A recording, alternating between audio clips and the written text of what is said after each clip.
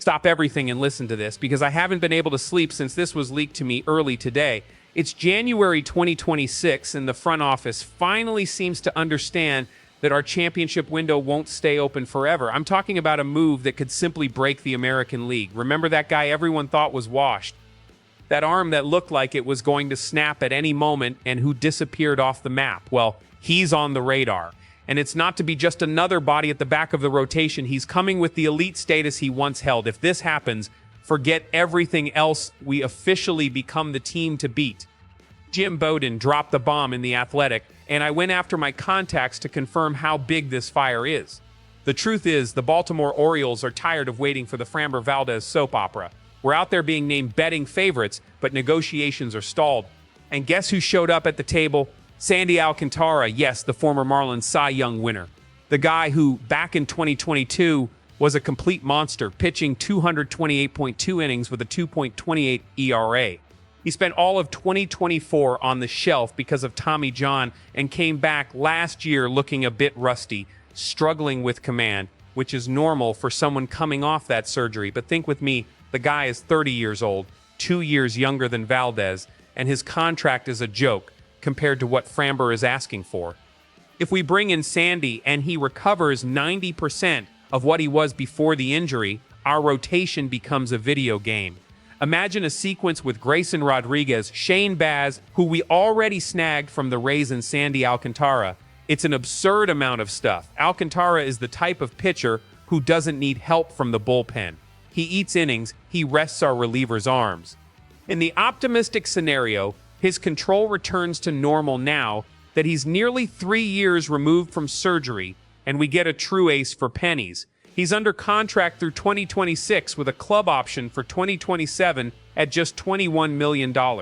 For his talent level, that's practically free in today's MLB market. The fear is real, man. We've seen what happens to so many pitchers who try to return from Tommy John and never find the strike zone again. His WHIP in 2022 was 0.98, but last year the ball seemed to have a mind of its own. If Baltimore gives up elite prospects and Sandy Alcantara becomes a glass pillar who lives on the injured list or posts an ERA north of 4.5, we've thrown our future in the trash. We can't forget that Mike Elias values our farm system too much. Losing talented kids for a guy who might just be a shadow of his former self is a risk that makes your stomach turn. The statistical reality is that elite pitchers take about 18 months to truly feel the arm again after ulnar collateral ligament reconstruction. 2025 was his transition year. 2026 tends to be the stabilization year. Even if he isn't that 228-inning guy anymore, if he delivers 180 innings with an ERA around 3.40, he's already better than 90% of the starters in the league. His trade value is at its career low right now, and that's exactly where Baltimore likes to strike. If I'm the general manager, I don't wait for Valdez to decide his life. I call Miami right now. What if we were crazy enough to offer the following?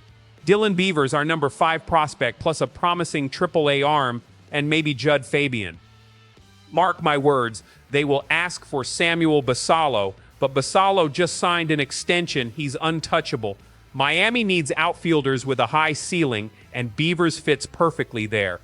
We deliver talent depth, which is what we have in spades, and we get a Cy Young ceiling in return. It's the low-risk, high-reward move. Baltimore needs to stop being just a cute regular-season team and become a postseason steamroller. Now I want to see what you guys think in the group. Do we keep begging for Framber Valdez, paying a fortune in cash and contract years, or do we go after Miami for Sandy Alcantara, taking the medical risk but keeping the payroll clean for other pieces? I'd rather take the risk on Sandy than a long contract for a 32-year-old. Who would you rather see at the top of our rotation to crush the Yankees and the Red Sox? Comment below, because if we don't act now, Texas or the Dodgers will take him.